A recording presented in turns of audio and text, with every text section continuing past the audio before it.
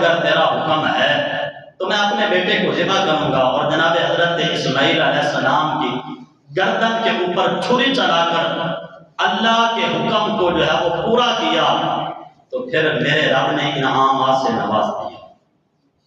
ہمیں بھی چاہیے کہ ہم جناب حضرت ابراہیم علیہ السلام کی سیرت کے اوپر عمل کریں، سب کچھ چھوڑ دیں، اللہ کے احکامات کو تسلیم کریں۔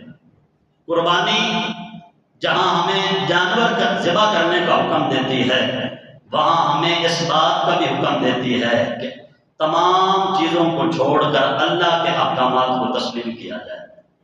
جناب حضرت ابراہیم علیہ السلام کی یہ جو سیرت ہے، جس کی وجہ سے حضرت ابراہیم علیہ السلام کی یاد ہے کہ قربانی کو اس امت کے لیے رکھا گیا، واجب کیا گیا مالدار کے لیے۔ جناب حضرت ابراہیم علیہ السلام کی سنت کو زندہ کرتے ہوئے یہ جناب حضرت ابراہیم علیہ السلام کی قربانی یادگار ہے، اور ہمیں ہر سال میں یہ درس دیتی ہے کہ جس طرح حضرت ابراہیم علیہ السلام نے اللہ کے ہر حکم کو تسلیم کیا، پھر میرے رب نے کرم نوازیاں فرمائی ہیں، تم بھی اگر اللہ کے ہر حکم کو تسلیم کرو گے تو اللہ کی کرم نوازیاں تمہارے اوپر بھی۔